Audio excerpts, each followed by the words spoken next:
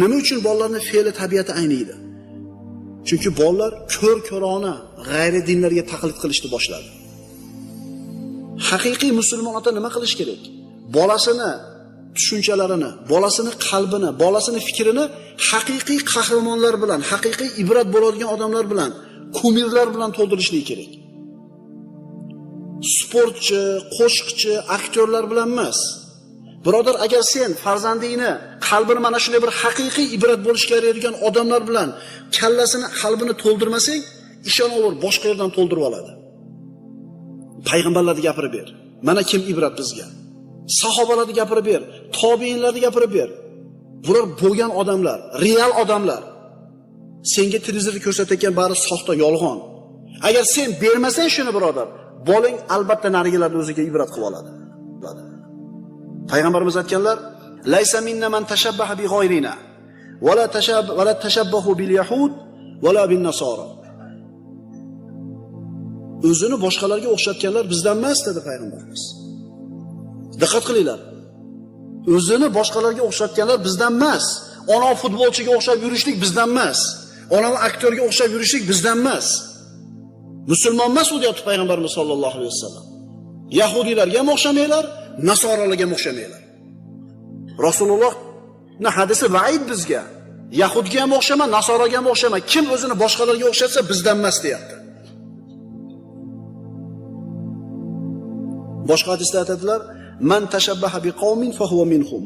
Kim o'zini bir qavmga o'xshatsa, bas u o'shalardan. Bas u o'shalardan. Kimga o'xshatyapti bolangiz o'zingizni? Siz o'zingizni kimga o'xshatyapsiz? Kiyinishingizda, yurishingizda, turishingizda. Musulmon ota o'zini farzandini qalbidan g'ayri dinlarga o'xshashlik rag'batini olib tashlash kerak. Qaytarib aytamiz. Musulmon ota o'zini farzandini qalbidan g'ayri dinlarga o'xshashlikka bo'lgan rag'batni olib tashlashligi kerak. Qo'lingizdan keladimi shu narsani? Qo'lingizdan kelsa bolasizniki bo'ladi. Illo ularniki bo'ladi bola. Bu ko'r-ko'rona taqlidni yo'q qilishlik kerak. Fozil axloq, go'zal axloq insonni tabiatini aynishdan to'sadi. Bu mavzuga tegishli eng muhim hadisimiz qaysi edi? Payg'ambarimiz aytgandilar, Imom Termiziydan Huzayfa roziyallohu anhudan rivoyat qilingan: "La takunu imma'atan taquluna in ahsana an-nas ahsanna."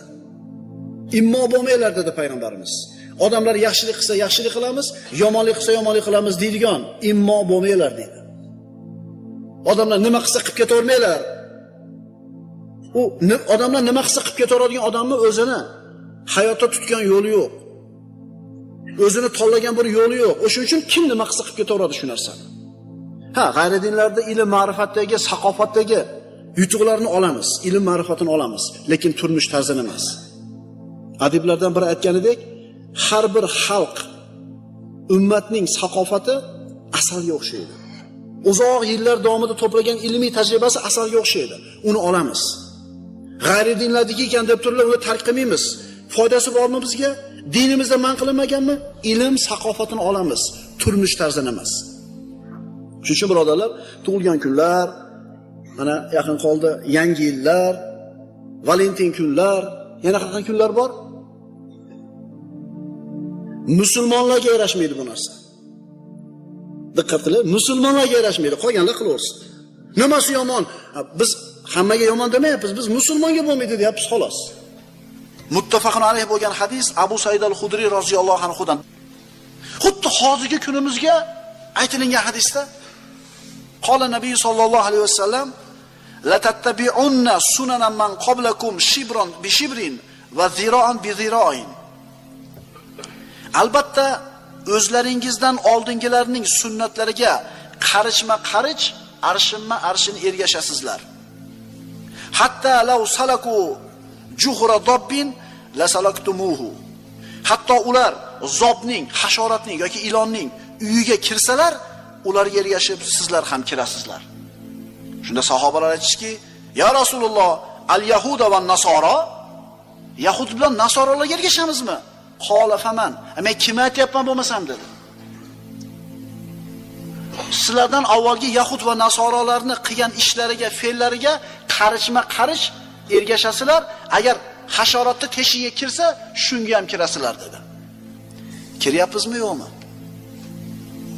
To'ylarimiz, urf-odatlarimiz, kiyim-kechagimiz, yurish-turishimiz, gapirishimiz, orzu umidlarimiz ergashmayapmizmi? Kim beryapti bu modani? Ergashyapmizmi? Qarishma-qarish, arshima-arshim. 5-sinfda o'qiyotgan 4 ta 10 ta o'g'il bolani olib chiqib turib, futbolistlarning atini so'rang biladi. 10 ta sahobalarning atini so'rang, bilmaydi. Ergashyapmizmi? Ergashyapmizmi? Ergashyapmiz. Bironta yahudiyni, nasroniyni, musulmonlarning odatiga taqlid qilganini ko'rganmisizlar? Bironta yahudiy, nasroniy, musulmonning kiyimini kiyib, musulmonning urf-odatlariga amal qilayotganini ko'rganmisizlar? Nimaga ular ergashmaydi, nimaga biz ergashamiz? Payg'ambarimiz qiyomat alomatlarida deb aytayapti. Qarishma-qarich, arshim-marshin ergashasizlar. Ammo musulmonlar orasida peshqadamlikda da'vo qilayotgan odamlar bor. Bular madaniyat, taraqqiyot da'vosi bilan musulmonchilikka to'g'ri kelmaydigan narsalarni hayotga olib kirib kelayotganini ko'ramiz. Taraqqiyot da'vosi bilan musulmon kishiga ham, musulmon ayolga ham to'g'ri kelmaydigan kiyimni kiyayotganini hammamiz ko'rib turibmiz, birodarlar. Birodarlar, erchi urmaylik, ko'zimizni ochaylik. Qiyomatda javob beramiz. Bachchavozlikni iflos narsa ekanligini bilgan oxirgi avlod biz bo'lib qolmaylik. Bachchavozlikni iflos narsa ekanligini bilgan oxirgi avlod biz bo'lib qolmaylik. Farzandlarimizga shu narsani tushuntiraylik, aytaylik. Bo'lmasa ular shularga ergashib ketib qoladi. Alloh saqlasin. Ayrim odamlar aytib qoladi, duolarimiz ijobat olmayapti. Yurish-turishimizda bir baraka bo'lmayapti. Endi birodarlar, yurish-turishimizni qanaqaligini g'arb belgilab bergandan keyin qarishma-qarich, arshima-arshin shu mushriklarga, kofirlarga ergashganimizdan keyin duoimiz ijobat olsinmi? Birodarlar, gunohlarimiz ko'payib ketyaptiki, yer qimillayapti. Bekarga emas.